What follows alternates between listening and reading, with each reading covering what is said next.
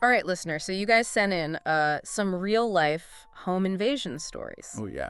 Specifically, from a YouTube video. It's titled 3 Horrifying Real Cases of Home Invasions. Okay. And it's from this channel called Mr. Nightmare. Oh, wow. This one, I gotta say, it's definitely gonna make us all think twice about home security. Yeah.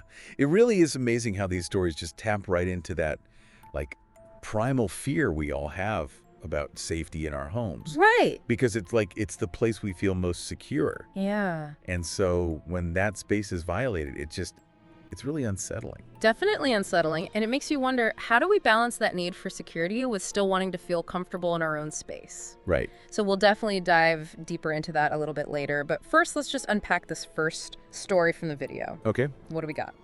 So this first one features a 19-year-old. His name is Damian Andrews. Okay. And he's coming home late one Friday night from his shift at a gas station. Oh. And he's expecting an empty house, which the video kind of highlights right away to kind of set that eerie stage. Right, and that expectation of it being empty really plays into that unsettling feeling of the unknown, right? Yeah, definitely. So he gets home, puts his bike away, goes inside, and immediately notices the bathroom light is on upstairs. Uh-huh. And he's like, okay, maybe one of my parents is home, but then there's this hesitation. Yeah. Like something's holding him back from calling out to them.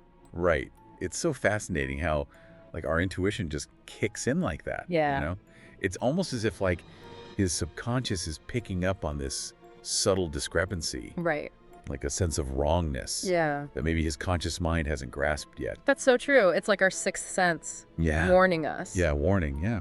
And that feeling intensifies as he goes upstairs, finds the bathroom door is locked. Oh. No response to his calls. Just silence. Oh. Then all of a sudden, the phone rings.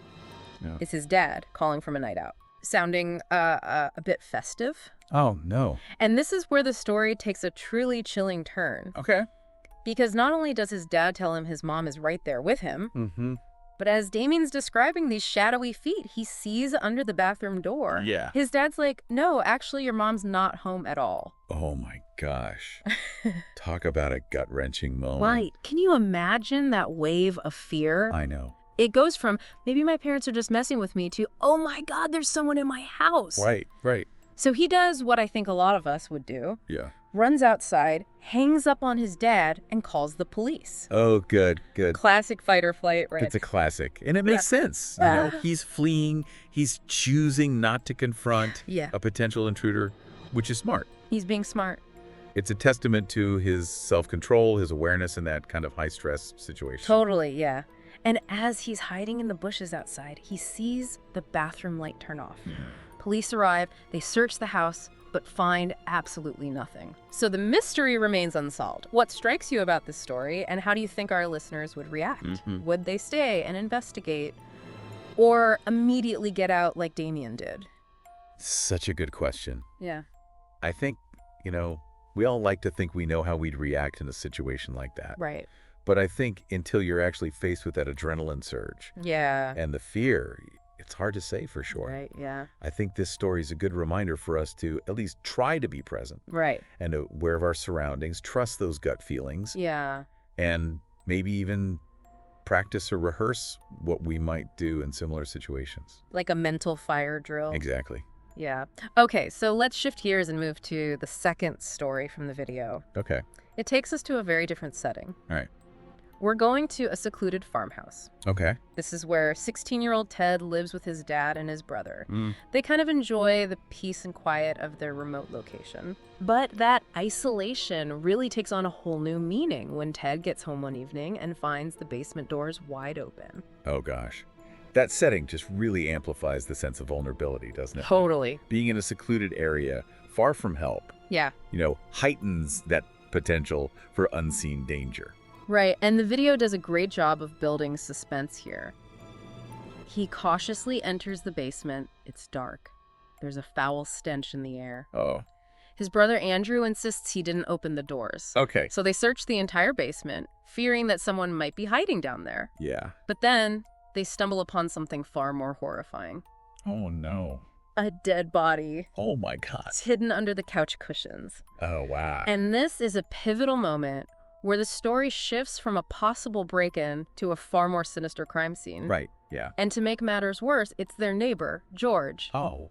whose wife is also missing. Oh, wow. So it has all these layers of mystery and intrigue. Right, it's a twist you don't see coming. Right. And just like in the first story, the culprit is never found. Oh, wow. It makes you question everything and everyone. I know. And it reminds us that even in what we think are safe and isolated environments, Right. there can be hidden dangers lurking beneath the surface. It's that sense of the unknown. Yeah. The unresolved questions that just makes these stories so unsettling. Right. Our minds try to fill in the blanks, Yeah, which creates, a much more terrifying narrative a lot of times. definitely. It's just that chilling reminder that sometimes the most disturbing truths are hidden in plain sight, Yeah. just waiting to be uncovered. So this next story takes us into a different kind of fear. It's about the anxiety of waiting, Okay. not knowing what's happening, and that chilling realization that what you're hearing isn't what you think it is. Right. So this one centers on Edward Gallo, a 24-year-old living in rural Virginia. He's anxiously waiting for his girlfriend Sarah to come over. Okay. He's called and texted her multiple times, but there's no response. Then he hears a door closing downstairs. Oh. Instant relief, right. Assumes it's Sarah finally arriving, like that moment of false security, Exactly. lulling you into a sense of ease before the real horror unfolds. Right? So he even texts Sarah, "Come upstairs." He hears footsteps slowly ascending the stairs. Oh my gosh. But when he calls out her name, the steps stop. Then his phone vibrates. It's Sarah calling. Oh, that's just bone chilling. Right. That realization that the person on the stairs isn't who he thought it was Oh, yeah. must have been terrifying. Like the rug is pulled out from under you, Yeah. leaving you in utter shock. And disbelief. It just highlights how powerful auditory cues can be in creating that sense of dread. Yeah. It's that moment of dissonance where your senses are telling you one thing, Right. but then reality reveals something far more sinister. Exactly. So that dissonance quickly turns into that fight or flight response. Okay. He yells at the intruder to get out, that he's calling the police. The intruder runs out the front door, and as Edward looks out the window, Yeah. he sees a tall man in a dress shirt, ripped jeans, just looking back at him with this chilling smile. Ooh. That smile, it's just such a disturbing detail. I know. It adds this layer of malice, Yeah. like enjoyment Yeah. to the intrusion. Right. It's as if the intruder's deriving pleasure from the fear he's inflicting. Yeah, it sends chills down your spine. It does. It does. And just like the previous stories, the culprit is never caught, Oh, gosh. leaving Edward to grapple with the emotional aftermath. I know. I think this story really highlights the psychological impact of a home invasion. Right. Because it's not just about the physical violation of the space, Yeah. but the lasting emotional trauma that it can inflict. It makes you wonder, how do we process such a violation? Right. How do we rebuild that sense of security Right. and trust? What can we do to protect ourselves? Yeah, that's something we'll definitely want to explore further. We will. It's unsettling as these stories are, I think they offer some valuable insights. Yeah, yeah. Yeah, it's easy to kind of dismiss them as isolated incidents, Right. but I think they really speak to just like a broader kind of societal anxiety about safety and security. Yeah, it's true. These stories really do tap into that kind of collective fear. Yeah, Makes us question how safe our homes really are. right. And it really makes you wonder, how much of our behavior, our daily routines, are shaped by that underlying fear. Absolutely. I mean, just think about like all the measures that we take. Right. The security systems, the extra locks, the neighborhood watch programs. Yeah. These are all like reactions to a perceived threat. This sense of vulnerability in a world that can just feel increasingly unpredictable. Right. But do those measures actually address the root of the problem? Right. Or are they just Band-Aid solutions, Yeah. creating a cycle of fear? It's a complex question, isn't it? It is. On the one hand, it's completely natural. Right. We want to protect ourselves Yeah. and our loved ones. Totally. But on the other hand, we also don't want to live in a constant state of fear, Right. shutting ourselves off from the world. Yeah. So it's about finding that balance Right. between, taking reasonable precautions Yeah. and not letting fear just completely dictate our lives. It's interesting you say finding that balance, because in each of these stories, there are moments where the protagonists, they sensed something was off, Right. even if they couldn't quite put their finger on it. Yeah. Damien's hesitation to call out for his parents. Right. Ted's unease at the open basement door. Mm-hmm. Edward's growing anxiety when Sarah wasn't answering his calls. Right. It's like their intuition was trying to warn them. And that's a great example of how our intuition can act as this early warning system. Right. But it is often subtle. Yeah. Really easy to dismiss or rationalize away. Right. So learning to trust those gut feelings, that sense of unease can be incredibly valuable. So how do we learn to tune into those instincts more? Yeah. Is it something that we can actually develop? Yeah. Or are some people just naturally more intuitive than others? I think it's a combination of both. Okay. We all have this innate sense of self-preservation. Mm-hmm. But I think we can definitely strengthen that intuitive muscle through practice. Okay, like how? Mindfulness exercises, Okay. meditation, or even just, paying closer attention to our bodies, just like subtle cues. Right. These can all help us become more aware of our intuition. So the more we practice listening to those inner cues, the more attuned we become. Exactly. But it's not just about sensing danger, right? Right. Our intuition can also guide us in positive ways, Absolutely. help us make better decisions in our daily lives. For sure. It can be a really powerful tool, actually, for decision-making, creativity, Okay. problem solving even. Oh, wow. It's about, tapping into that deeper wisdom Yeah. that lies beneath the surface of our conscious thoughts. So it's not about living in fear, but cultivating a sense of awareness, Right. trusting our own inner guidance system. Exactly. And, speaking of trust, something that really struck me about these stories was just the impact of the unknown. Okay. In each case, the culprit was unidentified. Right. Their motives, a total mystery. Yeah. And this kind of unresolved dissonance Mm-hmm. can be incredibly unsettling. Oh, absolutely. It's like our minds just race to fill in the blanks. Yeah. And often we come up with even more terrifying scenarios than what reality might actually hold. Right. Exactly. That's a psychological principle at play here. Yeah. We have this deep-seated need for a resolution, Right. for understanding. And when that's denied, Yeah. it creates this lingering sense of unease, Right. this feeling that something is just unresolved. Yeah. And that sense of unease is often compounded by the psychological aftermath of these events. Even though the protagonists in these stories, they survived, it's clear that these home invasions left a lasting impact on their sense of safety and well-being. Trauma, even without physical violence, can be incredibly powerful. Right. It shatters that sense of security, leaves us feeling vulnerable, exposed, Yeah. and the psychological wounds can be really deep. Like what? Things like anxiety, Okay. hypervigilance, sleep disturbances. Some people might even develop PTSD. Right. Right, exactly. Can you talk a bit about what that is? Yeah. And how it might manifest for someone who's been through something like this?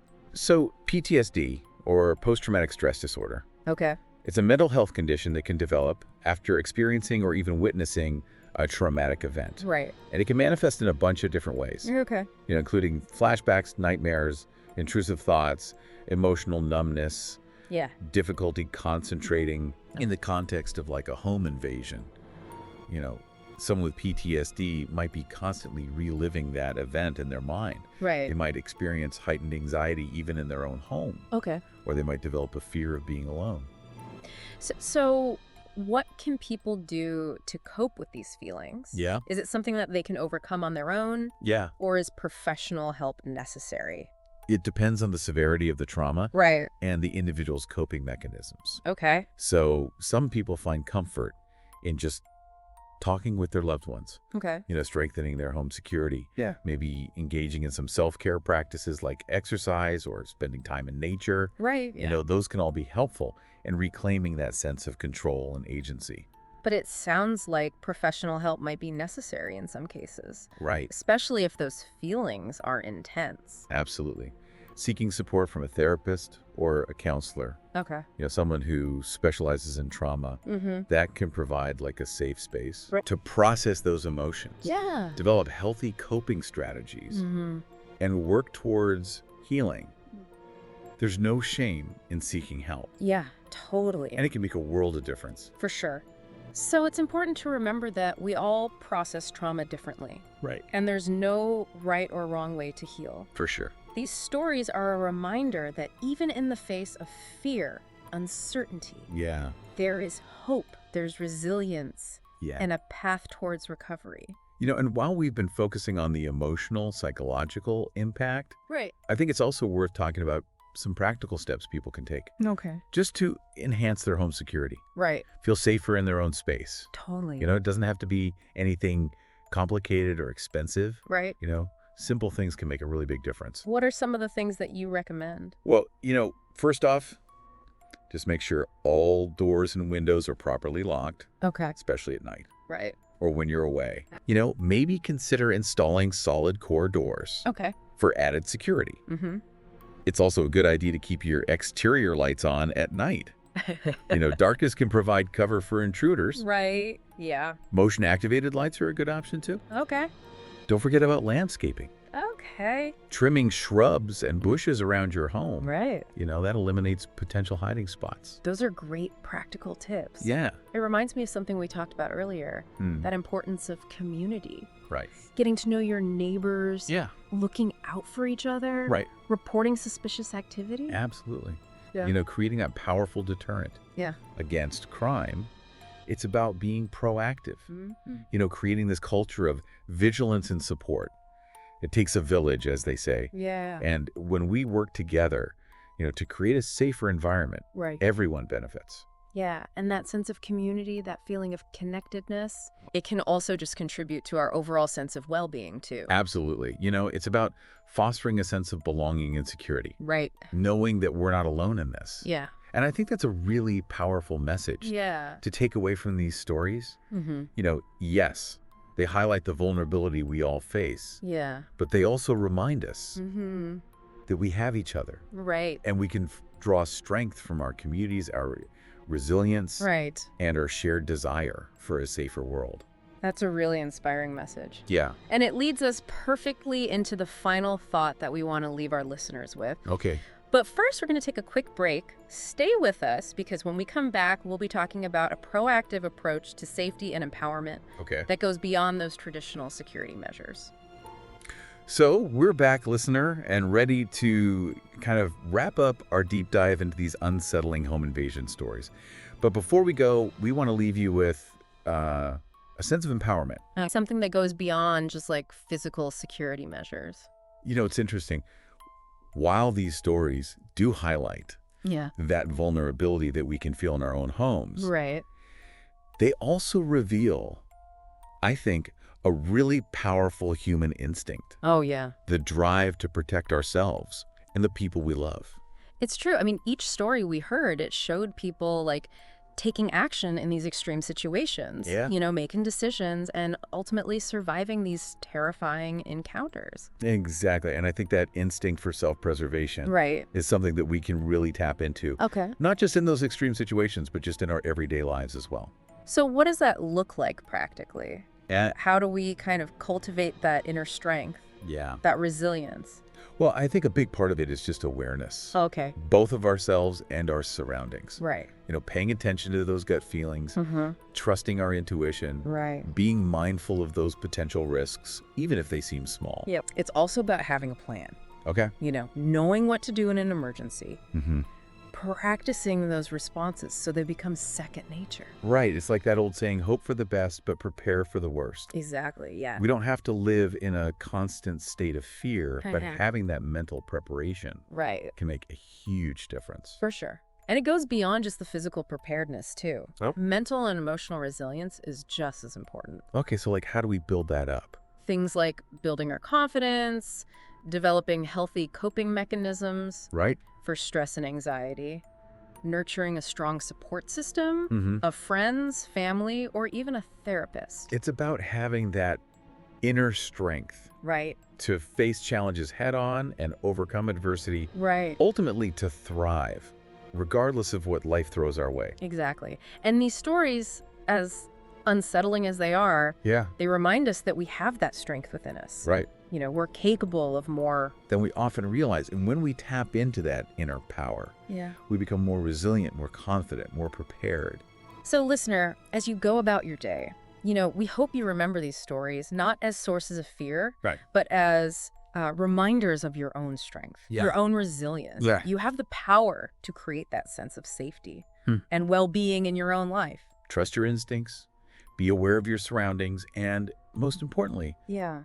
believe in your own power to overcome challenges and Mhm. create a world where you feel safe, secure, and empowered. And on that note, we'll wrap up this deep dive. Until next time, listeners, stay curious, stay informed, and stay safe.